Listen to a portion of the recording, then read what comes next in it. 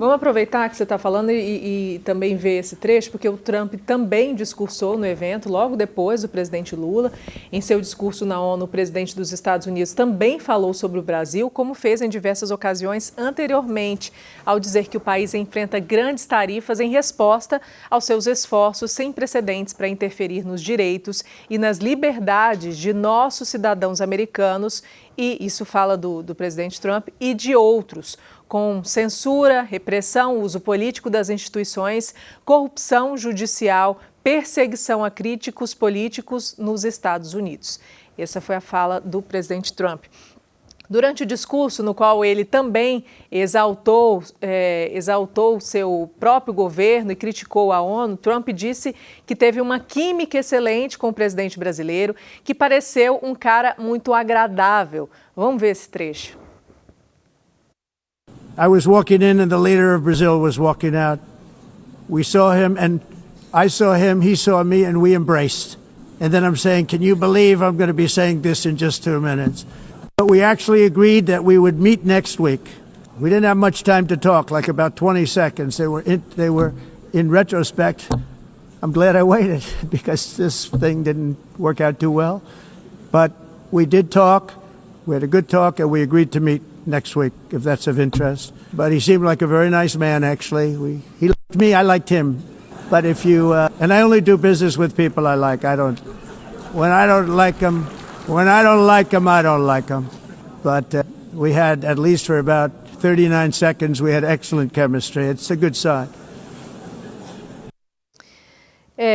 Olha, eu sugiro, inclusive, pessoal, ler o livro As 48 Leis do Poder, para você entender um pouco do discurso do presidente Trump.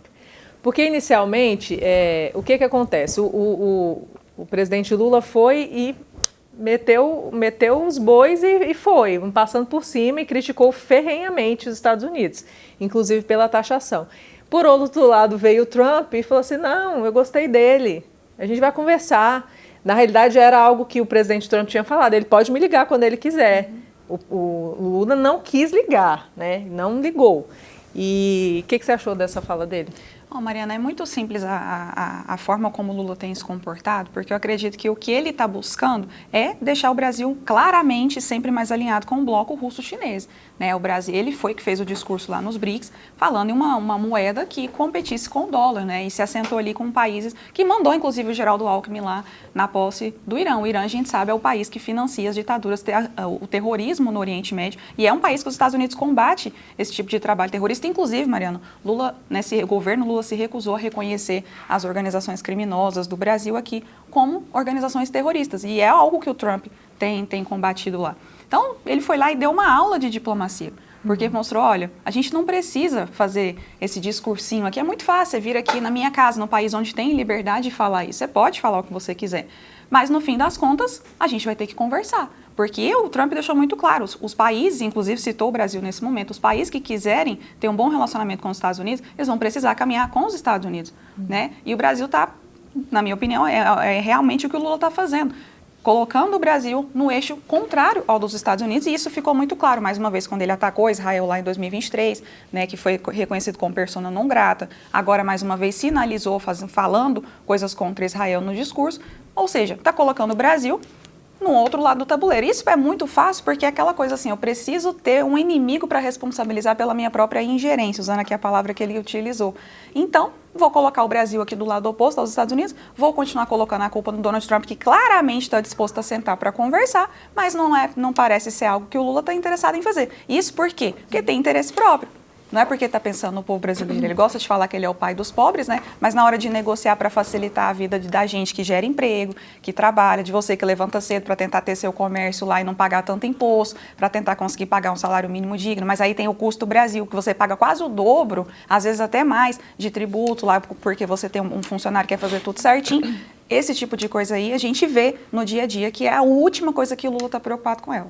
Jefferson. Ainda bem que existe a história, né? A história não confunde percepções, tem fatos, né? Vamos lá, o presidente Bolsonaro falava de salário mínimo, o presidente Bolsonaro congelou praticamente o salário mínimo, nunca teve ganho real nos 4 anos de governo dele, né? Nem no governo Temer. O último ganho real que a gente teve de salário mínimo foi no governo Dilma, depois só agora, de fato, no governo Lula, e vem falar de salário mínimo. Outra coisa, assim, de fato, o Lula já reconheceu que o Hamas é terrorista, e, gente, a perspectiva é a criação de 2 estados.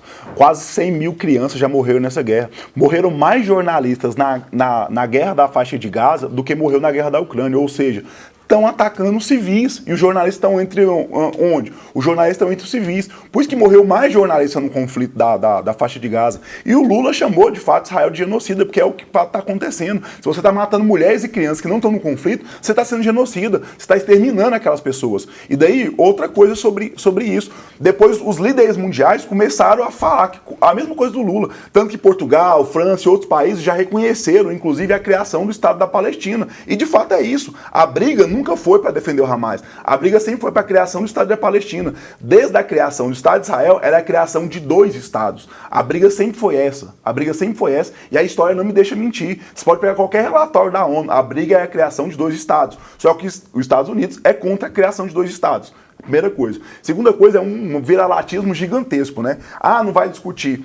Quem pôs a taxa foi o Trump para tentar defender o Bolsonaro. Então, assim, eles estão intervindo na economia. Na pandemia, o Bolsonaro falou para você bem assim, ó, pode sair, pode se morrer na pandemia, que a gente tem que resolver o negócio da economia. Que dia que ele falou agora, isso? Ele falou que podia morrer? Ele falou que podia morrer? Você está cometendo fake news ao vivo. Agora, ele está falando o seguinte, agora a gente pode destruir a economia do país para mim não ser preso. A gente pode destruir a economia do país para mim não ser preso. Ele falou isso aí também. A gente pode destruir, ele está agindo assim, a gente pode destruir a economia do país para a gente ser preso. Então, assim, essa é a lógica mesquinha dessa galera que está defendendo os Estados Unidos. Como é que a gente não vai sair do bloco do BRICS, sendo que o nosso maior parceiro comercial, o nosso maior comprador é a China? A nossa balança comercial com a China é positiva, eles compram mais da gente do que a gente compra dele. Os Estados Unidos é o contrário, a gente compra mais dos Estados Unidos que eles compram da gente. Aí eu vou abandonar a China, que é um excelente parceiro comercial Quem do ponto de vista... abandonar a China, do ponto Jefferson, de pelo vista amor de Deus, olha o exemplo da Argentina, Javier Milei consegue negociar muito bem com os 2 países. De compra, Vocês têm uma visão muito limitada das coisas. Inclusive, a nossa moeda valorizou muito mais do que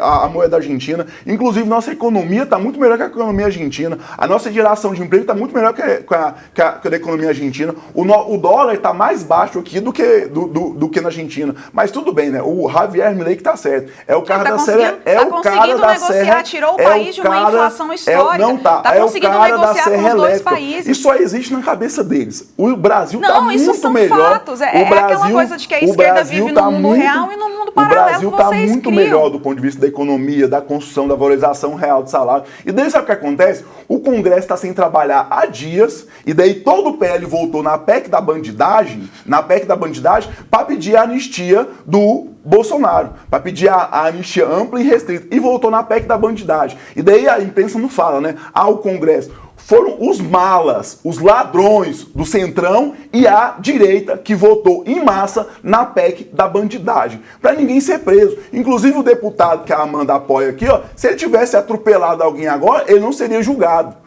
Entendeu? Ele não seria julgado, por quê? Porque o Congresso tem que votar se vai ser julgado ou não. Deixa eu te perguntar, sabe você até onde isso aconteceu? Sabe até onde isso aconteceu? Sabe até isso aconteceu? Até 2001. Você tinha um deputado da Serra Elétrica lá que fazia massacre com as pessoas e matou até uma pessoa de 15 anos. E daí ele só seria julgado se o Congresso aprovasse isso. Então é esse tipo de gente que está brigando agora para defender Estados Unidos, para defender blindagem de bandido, Inclusive, se um deputado for do PCC e virar deputado federal, ele pode simplesmente pedir para o Congresso, e se ele for do Centrão ou da extrema-direita, ele não vai ser julgado, porque o Congresso não vai deixar. Quantas páginas tem a PEC das prerrogativas? Das prerrogativas? Da bandidagem. Bandidagem. Quantas páginas tem? Não é da prerrogativa, quantas não páginas é tem? do foro, Quem é o relator e quem foi o autor da PEC? A PEC não é das prerrogativas. Prerrogativa dá o nome de que você foro, quiser. Quantas tem? Foro. Quantas páginas não, tem? Amanda, eu não vou entrar nesse debate, velho. Você não vai entrar no debate porque o você não debate tem dele a é assim, informação. ó, quantas páginas tem? Onde está escrito na página 1? Debate o negócio, Amanda. Que debate mesquinho é esse, Amanda? Não, debate que debate mesquinho. Deixa Quantas eu falar uma páginas coisa tem? aqui pra você. Em qual artigo está isso? Amanda, se você não lê, se você não estuda, e você fica perguntando esse tipo de coisa, eu vou te perguntar sobre coisas que você não sabe também. Sua formação é o quê? Jornalismo? A minha é direito. Eu vou te perguntar, qual artigo do Código Penal que fala tal coisa? Pelo amor de Deus, né, Amanda? Que debate mesquinho. Que debate debate mesquinho. Percebam vocês aqui que em 2 momentos houve tentativa de desqualificação. A primeira, se tratando de um deputado federal, que o Jefferson tenta criar uma narrativa aqui misturando uma série de histórias. Mas ele não atropelou pessoa, não? Matou, não? Não, senhor. Não matou? Não, ele não atropelou ninguém. Não matou ninguém? Eu vou até entrar no mérito disso. Não matou ninguém? Não, ele não atropelou pessoas. Você se referiu a atropelamento. Ele não atropelou. Ele não atropelou ninguém. Ele não atropelou ninguém. Gente, vamos sair. Matou ou não matou? Uma situação que aconteceu com outra pessoa não tem nada a ver com o assunto que a gente está debatendo aqui. A PEC da bandidagem é pra isso. Você pode dirigir agora loucamente e matar um monte de gente. Vamos discutir o ponto principal que a gente está falando aqui. A gente estava falando do Donald Trump. Você quer só concluir o que ele está falando? Vocês viram aqui a forma como a esquerda opera muito claramente. É desse jeito, porque a primeira coisa que ela falou foi o seguinte, olha o cheiro na manifestação. Não, sabe por quê? Não, é porque você estava falando até agora. Na manifestação. Tá bom. Ela não discutiu outra coisa. Você não cortou ela quando ela falou isso. Você não cortou ela quando ela falou isso. Aí você quer determinar até o que a apresentadora vai cortar ou falar ou não, aí fica complicado. Quando eu falo uma coisa, você me corta. Quando ela fala, não corta. Percebam vocês que quando o argumento, quando a esquerda está debatendo, funciona... Você estava falando até agora, Jeff. Você não estava falando até agora? Você estava dando a sua opinião até agora. Eu estava deixando você falar. Você tá falando que o assunto e, inclusive, não tinha sair a ver. do assunto. Ela porque saiu não tem do nada assunto a ver. também. Você está falando de outra coisa. Gente, nós estamos falando... Gustavo, só um momento. Nós estamos falando sobre a declaração do Donald Trump e do Lula na ONU, gente. Não tem nada a ver com o assunto que a gente está abordando aqui, muito menos colocar pessoas que não têm nada a ver com o assunto. Nós estamos falando de outro assunto. E quando você estava falando, em nenhum momento eu te interrompo. Eu espero você concluir e a gente não tem como ficar debatendo o mesmo assunto aqui, gente, meia hora. A gente tem que seguir, a gente tem outras coisas para falar. Conclua, por favor. Que pena, Mariana, que a gente tem que ver mais uma vez uma pessoa que milita aí falando de minorias, tentando aqui desqualificar 2 mulheres no exercício das suas funções. Interrompe a jornalista, quer pautar o programa e tenta desqualificar outro debatedor. Mas essa é uma forma que a esquerda opera, Mariana. Tá tudo certo. Essa é a sua forma de debater. Eu te perguntei quantas páginas tem a PEC das prerrogativas, porque é muito fácil eu vir aqui e falar assim, não, mas espera aí, quantas pessoas estão presas por corrupção no Brasil? Nenhuma. Simplesmente a lei não está funcionando, só que o debate não é esse. Então é muito fácil eu vir aqui, Mariana, e falar assim, olha, pegar uma série de situações, fazer uma mistura política aqui de símbolo, de um monte de coisa, porque é isso que eles fazem. Eles misturam, 18, misturam um monte de assuntos para tentar construir uma narrativa que não é verdadeira. Mas vamos lá, a questão aqui do discurso do presidente Donald Trump. A gente estava comentando aqui, eu e o Jefferson, que a Argentina tem conseguido negociar com os 2 países. Quando a gente fala assim, pessoal, olha, a gente precisa ter uma aliança boa com os Estados Unidos, porque é a preservação da história. O Brasil sempre foi um aliado histórico dos Estados Unidos. E em momento algum a gente está falando que o Brasil não tem que negociar com a China. E por isso eu citei o exemplo do Javier Milei, que conseguiu baixar as taxas com os 2 países, que está fazendo uma boa política, que retirou o país de uma inflação histórica. Eu tive lá na Argentina, eu vi como a situação deles estava difícil, sabe? Inclusive o Pix do Bolsonaro funcionava lá, a título de informação, o Bolsonaro até ajudou na economia da América Latina. Então, para tentar isso, o presidente Donald Trump deu uma aula de diplomacia e o Brasil precisa sentar para conversar com todo mundo, assim como tem sentado com ditadores que pelo menos sente para conversar com algumas democracias também.